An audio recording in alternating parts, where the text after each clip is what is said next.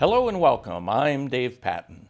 Well, they call him America's mayor. Former New York Mayor Rudy Giuliani, widely considered a potential 2012 GOP presidential candidate.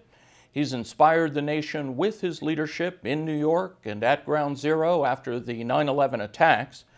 We're delighted to have him with us today. Mayor Giuliani, welcome. Very nice to be with you. Thank you. So, Mayor, turning quickly to the issues of the day, we all know Speaker Boehner has put forth a plan to raise the debt ceiling with no new taxes and spending cuts. What's your take on the plan, and why do you think President Obama is reluctant to sign on? I think in this economic crisis, this debt crisis, the president has provided no leadership. The president's been a politician, not a leader. He doesn't want to get his hands dirty and be stuck with any plan. I've never heard of that before. I mean, presidents of the United States propose, then Congress debates. Presidents of the United States don't wait for Congress to work these things out. You know, we didn't have President Reagan getting his tax cuts by waiting for Congress to debate it. He presented a tax program. President Clinton didn't get his tax increases by waiting for Congress to decide it. He presented a program for tax increases and took the political heat for that. President Bush didn't get his tax cuts by waiting for Congress to do it. He proposed it and took the heat for it to the extent that people disagreed with it. In the past, when we've had debt ceiling problems, the administration proposes a strong position, and then Congress debates. This president has left a vacuum by not taking a position.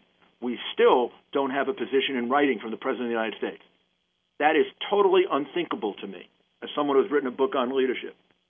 In fact, someday I'll write another book, a sequel, and I'll use this as an example of what not to do as a leader. That leaves a vacuum now, and that vacuum is being taken up by a lot of people on the extremes and some people that want to be responsible. And I think the Boehner proposal is the best of the proposals that I've seen, not because it does everything that needs to be done, far from it, but because it's the most practical thing to do that can get passed in the short period of time that we have. It makes real cuts of about $1 trillion. It increases the debt ceiling somewhat less than the cuts.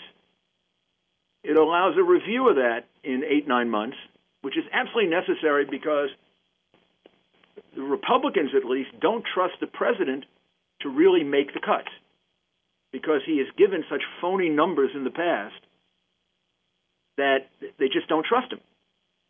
So you have to have this review aspect so that you make sure that the $1 trillion in cuts are actually done.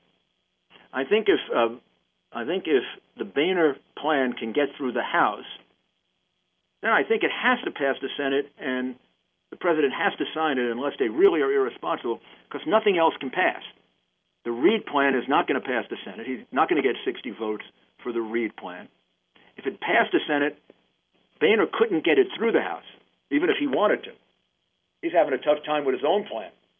He's never going to be able to get the Reid plan through the House. So the only game in town would be the Boehner plan, unless the president and Reid want to put us in what they claim would be catastrophic default. So they may be the victims of their own rhetoric here in having told us that, you know, August 2nd, unless they extend the debt ceiling, is going to be apocalypse now. I mean, I think they've exaggerated the impact of it. I think it'll be bad, but some of the things they said are just not true, which is not, unfortunately, unfamiliar to this administration to say things that are not true. They've lost credibility because they exaggerate, and that's a terrible mistake in a time of crisis.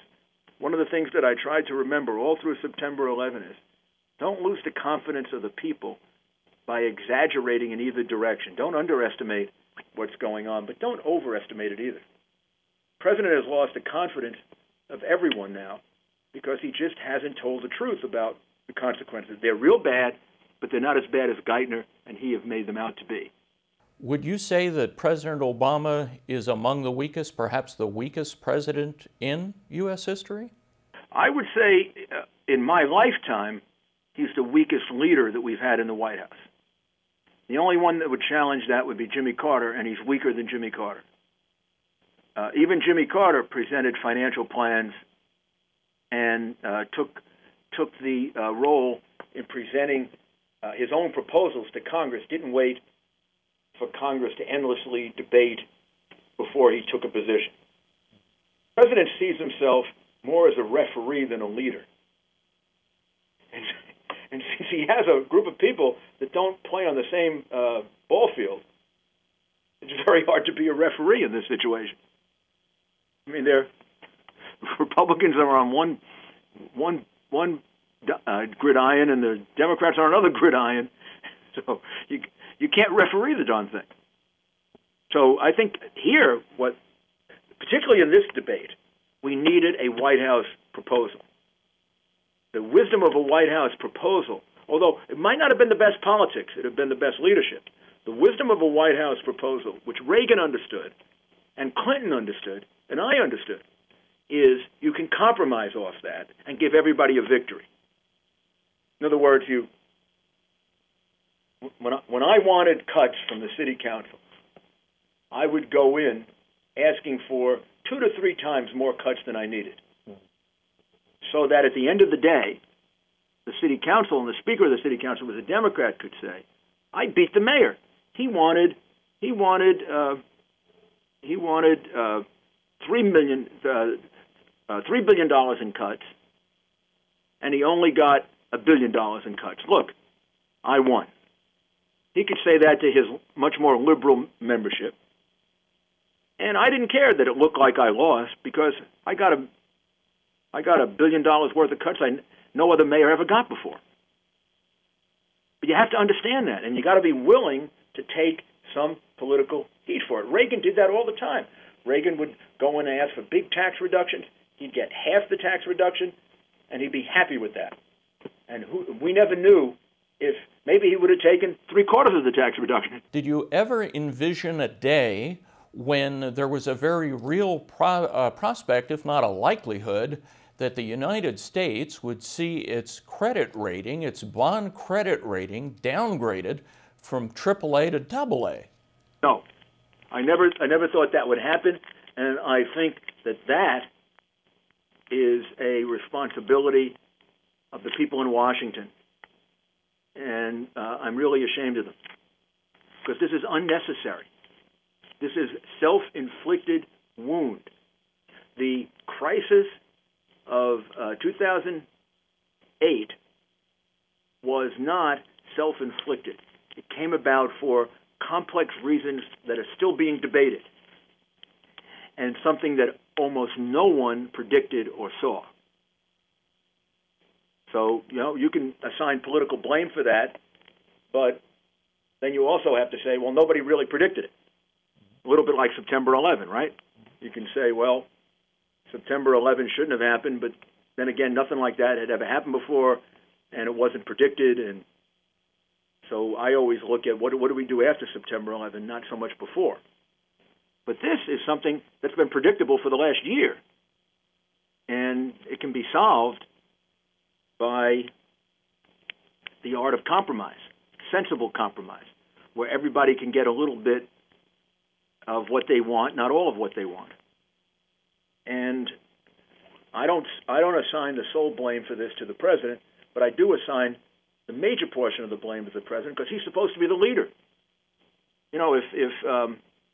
If we didn't get a budget, or I didn't get a budget modification that I needed to balance the budget of New York City, they wouldn't blame the city council. They'd blame me, and I would accept the blame. That's what it means to be the chief executive. That's why you ask to be a mayor or a president. So I think there's a lot of blame to go around, but most of it lands right on the lap of the president. Plus, he hasn't handled this well. He hasn't proposed a solution because he's afraid to. And without proposing a solution, you can't give everybody else a victory by giving up a little bit of your solution so they can look like they won also. So this should not have happened. We may have already imperiled the credit rating of the United States by the games that they've been playing. I think even if we reach an agreement, there's a good chance that we'll be downgraded, largely because of the games that they've played in not facing up to this earlier. Former New York City Mayor Rudy Giuliani, always great to hear your insights. Thank you so much for joining us. Very much. Good luck. Thank you. And thank you for watching Newsmax TV.